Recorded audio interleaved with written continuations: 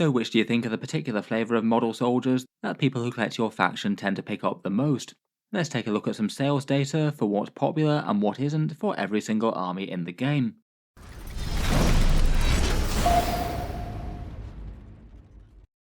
Hello and welcome back to Auspex Tactics, where today I thought I'd make a follow-up to the video I did about a month or so back, talking through some of the best-selling kits for Warhammer at the moment. This time thinking it might be a bit more interesting to approach things at a slightly different angle and go through each army in turn to maybe shed a little bit of light as to what current collectors are picking up of that army, as opposed to just everything being mashed together in one overall list.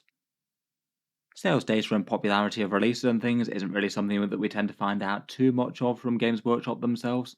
There's obviously some kits that you can tell have sold in massive numbers, like the Leviathan box set for example, but a lot of things tend to be kind of anecdotal. GW doesn't usually show us outright. However though, as with the last video, there is a way to get the information by proxy by taking a look at Games Workshop's discount retailers, and as a follow-up to the last one, I reached out to Wargame Portal, my affiliate link in the USA, if I could use a little of their data to take a look at bestsellers, and they were happy for me to do so. This video is a bit of an improvement on the last one, where the data was taken only from about a month or so's worth of sales. This data goes back a bit more extensively for more like the last 6 months or so. I think as a bit of a correction from the last one, I'm going to exclude online only items here, given that they tend to be overrepresented for Wargame Portal in particular, just due to the fact that they're one of the very few places that actually sells them at a discount in the USA, so a lot of people will go specifically to them for things like, say, Space Marine Land Raiders, or that Vanguard Task Force Space Marine box set, things that you can only normally get direct online from Games Workshop, so I thought it might make sense to leave them out, given that they've got an unfair advantage.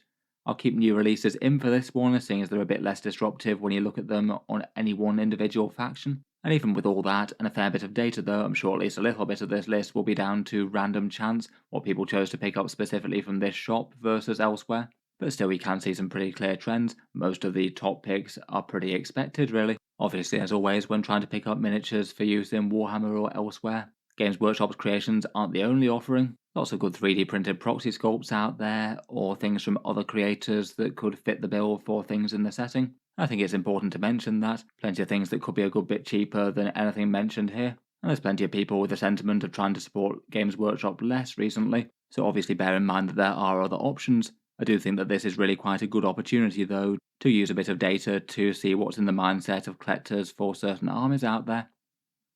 As with the last one, this one wouldn't have been possible without Mac at Wargame Portal helping me out with this one.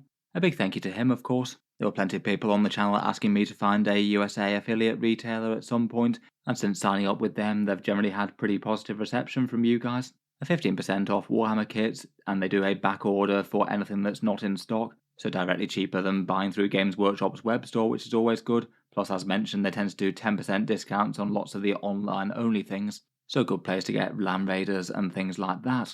Otherwise, standouts of the store are that they've got a particularly good website and great comms with very fast responses normally. Obviously, Games Workshop aren't always the easiest to deal with their approach to pre-orders and giving supply to discount shops, but it puts a lot of effort into keeping things as smooth as they possibly can be. As ever, if you were over in the USA and wanted to help support Auspex Tactics via buying through them, that's certainly one way that you could do so on things that you were picking up anyway. Anything that you buy through the link saves a fair amount of money from Games Workshop and also supports the channel a little bit as well. They would only use it for things that you are picking up anyway.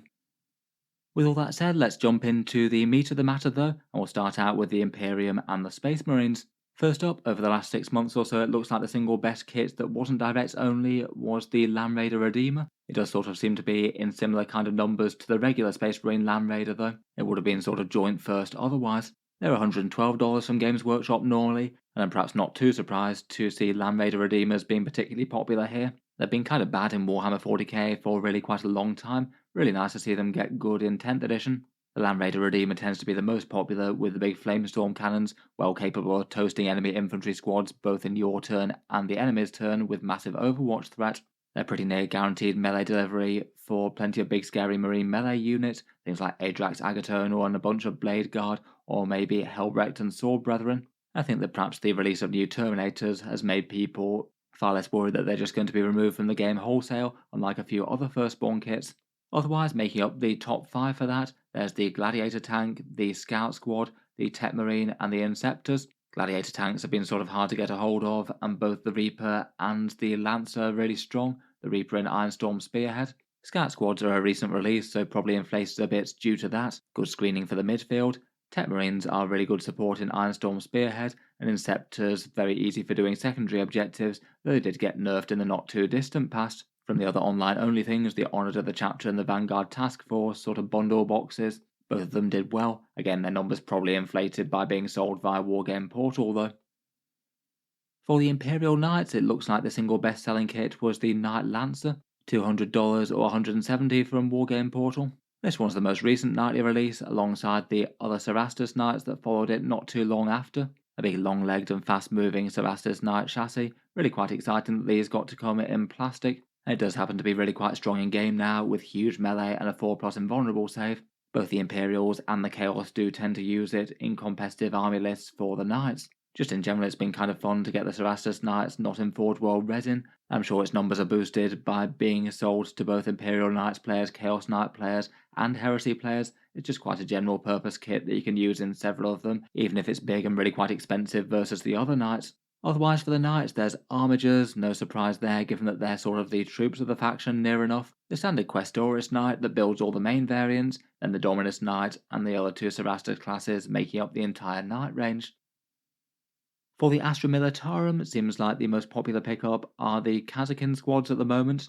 They're from the Kill Team set, and they're $60 or $51 from Wargame Portal. Generally considered to be quite nice new Cadian miniatures, resurrecting the classic designs from old.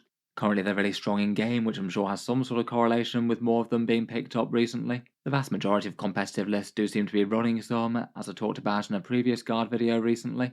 And compared with other guard kits in the recent past, they haven't been discounted anywhere else like the Rogue or Dawn has. Otherwise, to make up their top 5, we've got the Baneblade, which is kind of a surprise to me.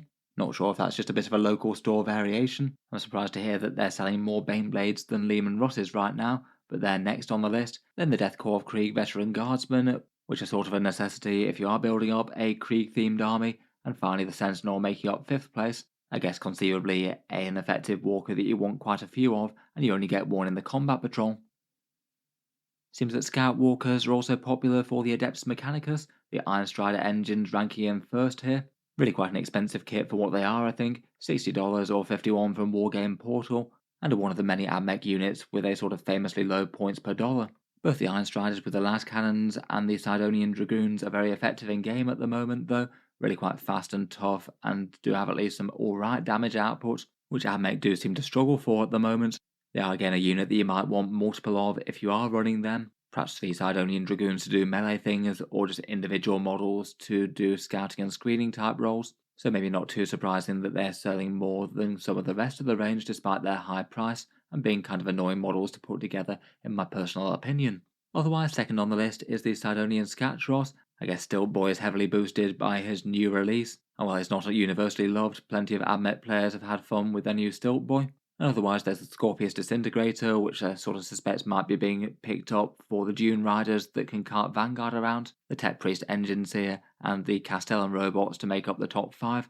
Castellan Robots might not be all that good in game, but at least you get a fair amount of points on the board for your money. For Sisters of Battle, seems like the most popular kit is the Immolator. I must admit I do quite like the slightly mad stained glass window plus heavy weapons tank. This one functioning kind of like a Sisters Razorback, with small transport capacity and can hand out rerolls. Can be nice for maybe halving Battle Sister units, or maybe even using Retributors to get the multi-melters a bit more effective. They do seem to be somewhat of a staple in competitive lists at the moment. Good utility with the transports, plus some threat with its own multi-melters, or maybe the Immolation Flamers for Overwatch. Otherwise, for the Sisters' most popular things, the second was the Combat Patrol Adepta Sororitas, which I must admit is quite a fun one, with quite a lot of miniatures, even if you do get some slightly smaller squads of them. Then some heavy weapons and multi-melters with the Retributors, the Castigator tank, which does seem to have been a bit of a staple in competitive lists for a while, with that Ignores Colour Battle Cannon, and Arco-Flagellants with the Freaks with the Chain Flails, that again over the start of 10th edition's launch have been one of the more competitive units, just throwing out a serious amount of stacked saves on one enemy unit. Even really tough things can get blended. For the Grey Knights, it seems like the most popular miniature was Castellan Crow, maybe what's surprising me versus the Combat Patrol box set there. Though I guess it partly stands to reason as this guy's pretty much the one more modernised Grey Knights miniature. It's pretty much the only major release that's followed the newer Primaris scale, which we kind of expect the Grey Knights might be updated to at some point. It seems pretty likely that a range refresh will be coming at some stage for the faction. It's usable enough in game as well, deep striking with a massive squad of purifiers to light up the enemy with anti-infantry attacks. Not really an auto-include for Grey Knights, but effective enough. Otherwise, no real surprises seeing the Combat Patrol in second. It's got Dread Knights, Terminators, and the Strike Marines all in the same box set. If you did want to collect a current Grey Knight army, then you might as well start out with 3 of those pretty much. It does have all of their unique kits. Beyond that, it seems that a few people will be most tempted to get extra Terminators or extra Dread Knights right now. The Terminators kind of being a staple for the faction. Dread Knights got really good since the last balanced data slate, and otherwise for online-only things, Caldor Drago ranks at a similar sort of level to Castellan Crow, depending on whether or not we're counting him for that, but otherwise I can see why a lot of people will be picking up the Supreme Grey Knight himself. It's really effective to deliver a squad for a near-guaranteed charge out of Deep Strike, provided you have a command point to reroll.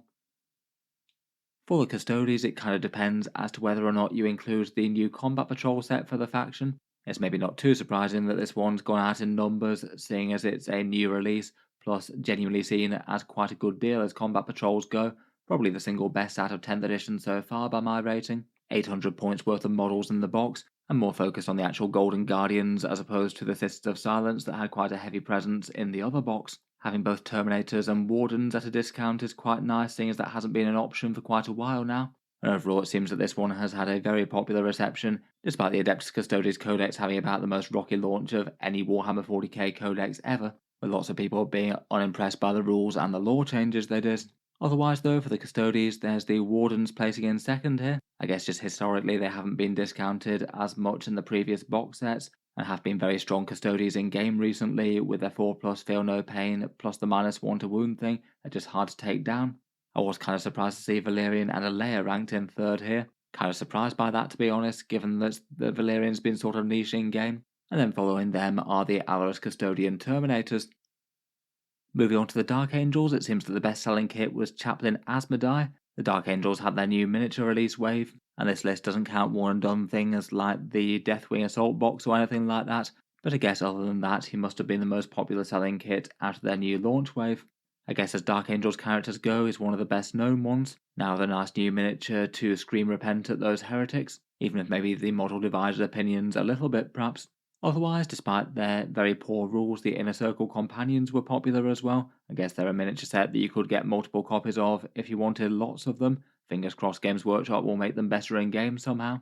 Otherwise, we've got Lionel Johnson, followed by the Deathwing Knights, and then the Landspeeder Vengeance or Dark Shroud. I'm going to guess that that's seen a resurgence in popularity due to the Landspeeder Dark Shroud being useful in the Space Marine Ironstorm Spearhead. It seems to be Azrael plus Ironstorm in that one. Azrael would have been 6th on this list. For their bitter rivals, the Space Wolves, no real surprises here that it's the Thunderwolf Cavalry leading the way. They've particularly become more relevant in 10th edition given that they're the absolute core of their Stormlance task force formation. The mounted keyword one that they sort of borrowed from the White Scars quite heavily, as all the stratagems seem to work really well for Thunderwolf Cavalry. They're quite fun and slightly crazy models, Space Marines riding wolves, and at the moment are just a helpful combination of tough, fast and dangerous, and have good character support to go alongside them. I feel like they might be one of the firstborn miniatures that's less likely to see an imminent Primaris update, at least compared with some of the rest of the Space Wolf line. Otherwise, to make up their top 5, we've got the Iron Priest, the Fenrisian Wolves, Wolfen, and Ulrich the Slayer. Kind of interesting to see the Iron Priest there. I guess if you wanted to run Space Wolf Ironstorm Spearhead, he'd be go-to. Fenrisian Wolves don't seem like a bad unit to have around in 10th edition as well, screening things well and running around doing secondaries. I guess Wolfen might have seen a bit of an uptick given that they got a big damage boost in the last balanced data slate, their hammers going to damage 2.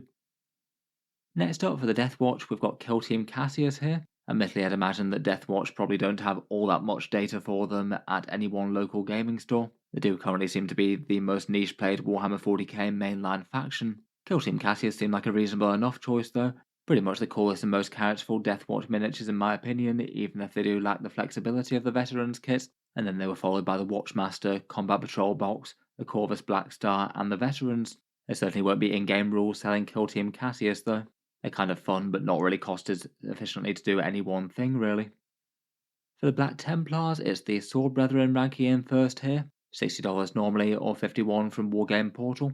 In this one you get 5 veteran Space Marines, and they're currently arguably one of the single strongest Space Marine melee units in game right now. Their +1 damage really quite nice on the charge. I did a video about them with their combination with Helbrecht. Basically when maxed out it's one of the strongest damage combos in current Warhammer 40k, can genuinely threaten things all the way up to Titan class units.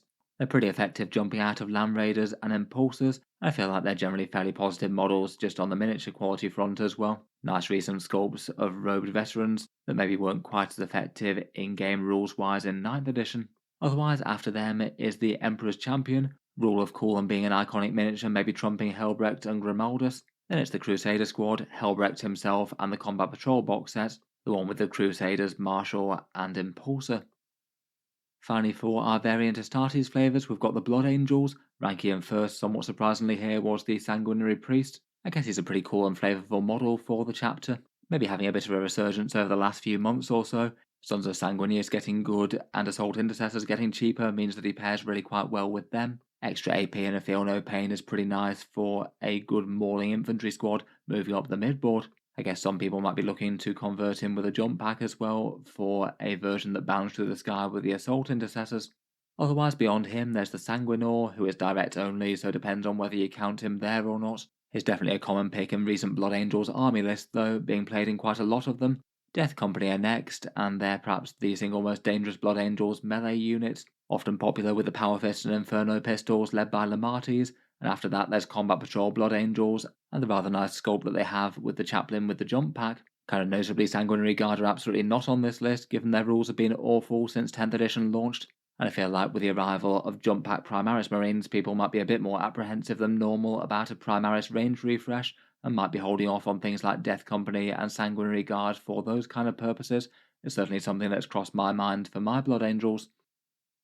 Moving on to the ranks of Chaos next, and first up we have the standard Chaos Space Marines. The Forge Fiend seems to win for them. Again, maybe not too surprising a one, given that it's been really quite dangerous in game recently. Certainly prior to the last balance pass, it was absolutely monstrous for its points cost, just being a general purpose, kill everything kind of gun turret, when he factored in dart packs and stratagems and things.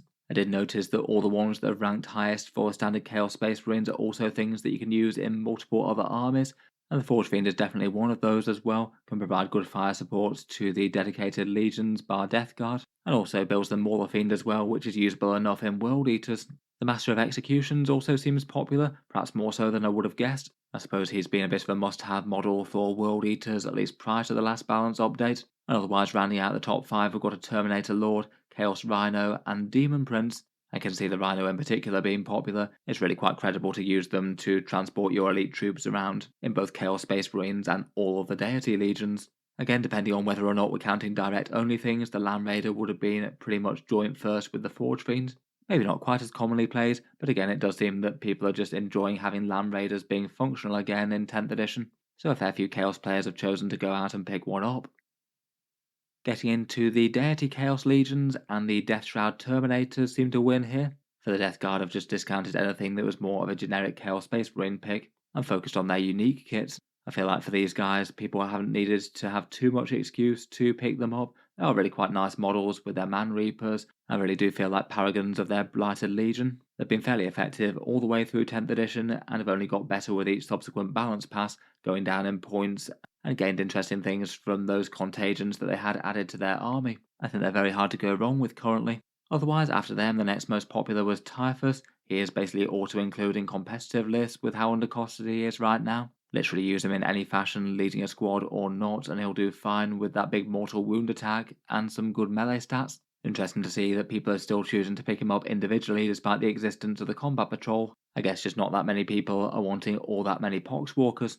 Then there's the Biologist Putrefier. Again, he's certainly a bit of a meta pick, throwing the grenades around and handing out some big mortal wound damage in the midfield, one of the Death Guard's better ways of dealing with heavy stuff. Then the Plagueburst Crawler, always good for a bit of fire support and ignores line of sight, and placing in 5th we've got the Primarch Mortarion himself. For Sorcerer's Marines of Tzeentch, it seems like it's the Rubik Marines. Not a hard one to predict here. They are pretty much the iconic unit of the army. You generally want them in good numbers for just about every army list and every competitive list. I think they're quite nice models that get you a fair amount of points on the board for the money. Between all that and not being present in the combat patrol box for the faction, basically means that it's a recipe for people picking up multiple kits for them, I suppose. After that, it's the Scarab Occult Terminators, again people not getting enough of them from the combat patrol box it would seem. Then Magnus the Red himself, pretty much the linchpin of every competitive army right now. Harriman and the Infernal Master bought individually, following up them. For the Cornate World Eaters, it's their combat patrol apparently. I'd say generally seen as one of the better ones. 20 Berserkers, 10 Jackal Cultists, and the Juggernaut Lord that you can also build as Lord Invocatus. World Eaters don't exactly have an enormous range, with only 6 main plastic kits that they don't share with other things. I feel like this one's nice enough to sort out the good quantities of troops and things, then add in danger units like Angron and 8-bound. I'm maybe kind of surprised that this one seems to have sold more than the 8-bound though. I would have guessed that the average World Eaters player might need more kits of 8-bound versus ones of these, but maybe that's got something to do with them both being out of stock for a while, and also a bunch of 8-bound coming in that Exalted of the Red Angel box set. After them though, it's Khan the Betrayer, the Lord of Skulls interestingly enough, who I guess is having a resurgence given that their rules got a bit better recently, and then Angron himself, definitely a popular model but one that you only want one of. For the Chaos Demons, no surprise at all that it's Nurglings first here. They've been a kit that's chronically out of stock since 10th edition came about. Usually whenever Games Workshop gets them out of stock, they tend to sell out in short order again. People often wanted them as some combination of screens with infiltrators, deep striking secondary doers, and just chaffy nuisance units that debuff the enemy. They're pretty handy in just about any Chaos army that can field them. Otherwise, second on the list is the Great Unclean one, a datasheet that would rank as one of the very strongest ones out of Chaos Demons these days. He got a lot better in the last balance update, and he can get a serious amount of bulk for your points now. And then it's the pink and blue horrors following up them, and then the Demonettes of Slanesh. For the Chaos Knights, ranking in first are the War Dogs, pretty similar to the Nurglings, another model that's had just chronic supply issues, just constantly pinging back and forth between being in stock and out of stock ever since they launched with the Chaos Knight Codex in 9th edition. At a competitive level, they are the vast majority of the Chaos Knight army at the moment, given that they build the War Dog Brigand and the War Dog Carnivore in perhaps their 2 best datasheets. I think they're really quite nice models, quite flexible and really quite dangerous to use in game. The Carnivore's really destructive, and the Brigand is just a good general purpose gun turret. Otherwise, after them, it's that Knight Lancer once more. Again, that seems to be perhaps the single big knight that's breaking through somewhat for the Chaos Knights. It seems that in the ranking of the other kits, not that many people are looking to pick up Abominants or the other Chaos Abhorrent class knights. They're ranking below the Questoris and the Dominus, though admittedly the Questoris and Dominus would both be being bought to some extent by both Chaos and Imperial players, so maybe not really a fair fight between the Abominant and the rest. Lastly, moving on to the Forces of Xenos, apparently for the Tyranids, the current model hotness is the Tyrannifex. At $60 normally or $51 from Wargame Portal, I feel like it's actually priced fairly nicely compared with the vast majority of Games Workshop's range, essentially being the equivalent of a big Tyranid main battle tank. It is priced far lower than say the Space Marine Gladiator tank, and massively lower than the Norn Emissary despite being kind of similarly bulky. You can also build the Turvigon with this, which I think is quite a popular Tyranids model. A great big bug spawning more bugs is exactly what they like. And the Tyrannifex itself has certainly been a bit more relevant in the competitive game recently. After the points decrease, it's fairly tanky and a good Overwatch threat with that acid spray. I feel like in more casual games people might lean towards the Rupture Cannon and its big random anti-vehicle goodness. It's one of the better Tyranids kits in terms of points per dollar outside the Start Collecting box sets. Otherwise, for the Tyranids, in second place is the Biovore. A bit weird in that at the moment you just basically want one of those to be able to spawn spore mines and help you do secondary objectives and limit enemy board movement, basically auto-include in the army, and it did get quite a fun new miniature. After that, it's the new big bug on the block with the Norn Emissary, then the Gargoyles, which is just excellent objective scoring swarms, and then Death Leaper, again seeming to be a pretty auto-include lone operative Tyranid that fights first, and again has a fun model with his stylish bio-cape. There's a fair few direct-only Tyranids here as well. The Toxicrin and Maleceptor will be kind of joint first with the Tyrannifex. Maleceptors in particular tend to be popular as front-line bugs more so than the Tyrannifex is. And the Exocrine, Haruspex and Trigon are all up here. Again, Exocrines in particular being a good source of Tyranid firepower, and Haruspexes just being big, dangerous and easy to use, even if they don't see as much competitive play. For the Necrons, it seems like it's Canoptech Wraiths. I think they're fairly fun and pretty cool little Canoptech creations, models that are from a little while back and before the recent range updates, but still hold up. For the most part, they've been sort of mid to underwhelming for the vast majority of 10th and 9th edition before it, and then suddenly got good with their codex, making them perhaps the easiest to use frontline durable unit for the army. In Canoptech Court, you just can't really go wrong with as many races as you can possibly get, and they're absolutely fine in other detachments as well. Technomancers just making them very tough, and then they can actually make some good use of reanimation protocols. I feel like given that the Necron players in 9th edition might not have had so many of them, they're perhaps a particular army that when they updated and got kind of good, a lot of people were trying to find them. I'm sure it's a unit that quite a lot of players have added to their army over recent months.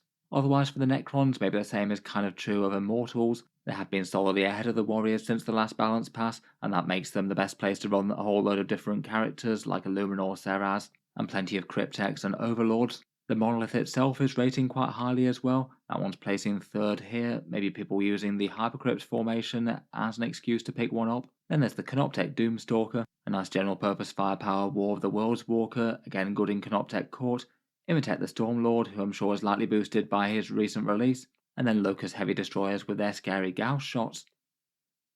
For the Orks, they've only just had their Codex and launch weekend, though it seems that people are already stocking up on the killer cans. They wouldn't have been in the top spot if I counted the Combat Patrol, which I guess they did for the Adeptus Custodes, so technically that would place first. At least a fair few people being interested in picking up a few Beast Snaggers, it seems. Otherwise, though, it maybe seems that the Dawn of Dread mob has made people excited to get a few killer cans in the force. I feel like as 40k goes, they're a fairly feels-good kit. Getting 3 light vehicles for the price of, say, a standard squad of Space Marines generally feels like a fairly good weight of plastic for money. They do seem like they could be one of the single best units in Dreadmob as well, making great use of all of their buffs, particularly with some rockets on hand. Otherwise, beyond that, Meganobs are looking like a really strong unit in the Codex, and people already seem to be picking up a bunch of them. 2 turns of 4+ Feel No Pain and War benefits and Bully Boys seem scary for them. Gretchen placed third, rarely a bad unit to ever have in a force. Cheap objective scoring bodies plus farming command points. That new Bad Moons boss, Off-Tack Blackhawk, was fourth. That's mainly due to him being launched in the time into this dataset though, so lots of people picking him up for the first time. The standard Nob squad placed fifth, just generally dangerous greenskins with power claws, and they've been strong prior to the update, and then the Morkanaut was sixth. Again, I wonder if that's a few people looking to pick them up for the Dread mob. They do seem to be one of the nicest shooting units there. For the Tower, they're just about to get their Kroot launched this week, but it seems that at the moment it's the man in red himself, Commander Farsight, who's leading the way for them. $55 from Wargame Portal. I guess aside from Kroot things, he is the most recent actual Tower model that Games Workshop have released. His sculpt was really quite nicely received, channeling some Japanese samurai sort of energy, plus he's just a fairly major figure in Warhammer 40k backstory, quite a big character in the lore with his own following. He's had interesting rules in 10th edition, both pre and post codex, despite having changed a fair bit, and always kind of fun to see a Tau with melee capability with tank shock potential from that Dawnblade, quite a nice little centerpiece commander. Otherwise, besides him, it's the standard crisis suits, pretty much the most iconic models in the army, and not ones that came in either the old or the new Combat Patrol. The old Combat Patrol with the Ghost Kill placed third, Shadow Sun was fourth, the Crisis Battlesuit Commander was fifth, and the Devilfish Transport was sixth. They're pretty effective in carting the breaches around in 10th edition. For the Leagues of Votann, it seems that the transports lead the way though. The Sagittor is their single most popular kit over the last few months, it would seem. In 2000 point armies I have seen people using anywhere up to the maximum of 6 of these things, getting a bit of Votann mechanised infantry on the go. There have been a transport that's basically dangerous and efficient enough just to field literally in its own merit. It's fairly good damage and defense and moves quite quickly with Scout, never mind actually delivering any troops to objectives, or maybe having perhaps Chthonian Berserks jump out to hit things with power mauls. They still seem to be played in good numbers despite a fairly big points nerf going from 100 to 115. Maybe a little bit less dominant over the rest of the models in the army though.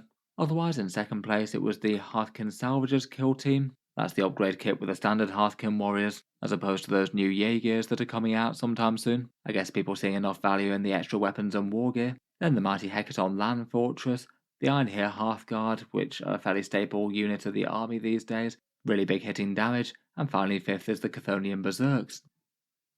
For the Space Elves, the Aeldari winners are the Wraithguard apparently. I'm going to guess that that might represent a fair few sales of them before to the last balance update though, where they were a massively staple competitive unit, along with the Spirits here in a big squad of 10 of them, which placed third on the list. It was hard to go too far wrong with them just marching up the board and deleting things with Wraith Cannons, If you shot them with other things, then potentially just deleting a different unit of your choice and making them fantastically hard to approach. They did get their ability nerfed though, so they're no longer as strong as they were, though I guess they do have the option of assembling them as Wraithblades. In second was the Striking Scorpions, a new release that came out that were initially packaged alongside the Scouts as their new models, and that was the first place to pick them up individually. No doubt they're popular. And then beyond that, next was the Skyweavers, which I have seen popping up in competitive lists from time to time, Harlequins on those two-man jet bikes, and fifth apparently was Morgan-Ra, the latest Phoenix Lord release that came out in 9th edition. The other miniature that would have ranked highly is the Incarn. It might be a bit overrepresented as it's normally online only, so it's probably better in this store versus others. But otherwise, the Avatar of Death would have ranked around about the same sort of level as the Wraithguard. Again, a massively competitive model, but perhaps more so in the old pre-update Eldar meta before it had its jumping around nerfed heavily. For the Drukhari, it's the Combat Patrol. I do wonder if that might be slightly boosted by the recent Sky Splinter detachment that they got in January. Generally, the Drukhari Combat Patrol is rated as one of the single best out of them. You get 2 fairly big skimmers in the Raider and the Ravager, then 10 Cabalite Warriors and an Archon, the core troops and HQ of the faction, plus the dangerous Incubi to charge out, all of which are pretty much top tier units in the Sky Splinter. Feels like a pretty good box already that only got better. Otherwise, beyond that, it's the Cabalite Warriors Kill Team set, the Hand of the Archon. Again, people seemingly thinking that the extra Kill Team upgrades are worth it. And of course, all very relevant if you play actual Kill Team too. The Venoms next on the list, being the other transport bar the Raider, and again, really quite good. I think they're well balanced. The Scourges plays 4th, very efficient bright lance guns that jump, shoot, jump, so the enemy just can't fire back at you. And then in 5th place is Drazar, the Incubi leader, one of the faction's newest and coolest models, and pretty handy in a scrap himself. Finally, for the Genestealer Cults, again there isn't quite as much data here as a lesser played faction. It seems that in standout first though, far beyond the other kits in the faction is the Combat Patrol, and really no surprise at all for that one. Perhaps even more so than the Drukhari one, it's known as one of the single best Combat Patrols, basically get a microcosm of the entire faction in the box. 20 Neophytes, 5 Aberrants, 5 Acolytes or Metamorphs, the Goliath Truck or Rock Grinder, and a Mage's HQ. You could literally get 3 copies of this to start the army and it wouldn't really be a wrong choice. It's the single box that changes Genestealer Cult from being a very expensive army to collect into a far more reasonably costed one, at least versus the other factions. I sort of wonder if there might be a bit more temptation to pick up copies of this, given that there's a good chance that they remake the Combat Patrol and it gets worse like the rest. I just can't help but think that literally any redesign of this Combat Patrol is almost certainly going to be less generous than this one is. Even if they might shake up the units and put something else a bit unusual in there, maybe we'll see a return of the Ridge Runner and perhaps some Jackal bikes or similar. Otherwise, interestingly enough, it looks like the BFA just ranked in second on this one. Again, I wonder if there's a bit of random variation at play there. It's certainly not a bad model and could allow you to infiltrate some aberrants that maybe doesn't really feel like is more standout than, say, the Reductus Saboteur with the cool lone operative abilities. Ranking in third are the Genestealers, likely boosted a bit versus the rest by the Tyranids players. In any case, with all the Xenos armies talked about, that just about brings us to the end of this one. Again, thank you to Wargame Portal for a little bit of behind the scenes knowledge. Feel free to check them out via the link in the video description for a bit of a discount on 40k miniatures, plus also supporting Auspex Tactics if you use that link. Again, as with that video that I made for just the single best-selling kits, gameplay really does seem to boost sales for certain miniatures here, though not absolutely always. Things like Asmodai and Kill Team Cassius topping some of these rankings definitely don't feel like kits that are being bought for their rules. I'd say that some of the most sold things certainly were a lot more expected than others for me. Things like Wraiths and Sagittars seemed fairly predictable. Maybe a bit less so for some of the character ones that topped things like Castellan Crow and Asmodai maybe. Or Land Raiders beating out all the Primaris stuff for the Space Marines. I was maybe a little bit surprised at just how well some of the Combat Patrol box sets seem to do versus others as well. I would have imagined that most of them would have ranked at least fairly highly for their factions, but kind of seems not really. I guess maybe there's a big disparity for the ones where it makes more sense to buy multiple copies of, whereas there's plenty that you might just get one and call it a day. In any case, look forward to hearing your thoughts and takes on the video. Let me know any other insights or speculation down in the comments below. If you've enjoyed the video, then feel free to subscribe to Auspex Tactics. I'll certainly keep the regular 40k videos coming. I do tend to post new stuff just about every day. Finally, if you have been enjoying all the videos on the channel, I would just like to mention that Auspex Tactics does have a Patreon page as well, and you can find that linked in the video description if you'd like to help support and keep all these videos coming. Channel patrons do get a fair few advantages, seeing a few videos early, regular votes to see what sort of things happen next on the channel, and automatic entry into the regular prize giveaways with a chance to win some big model kits each month. If any of that sounds good to you, or you'd just like to help support, the link is down in the video description. In any case, a massive thank you for listening, and I'll hope to see you guys next time.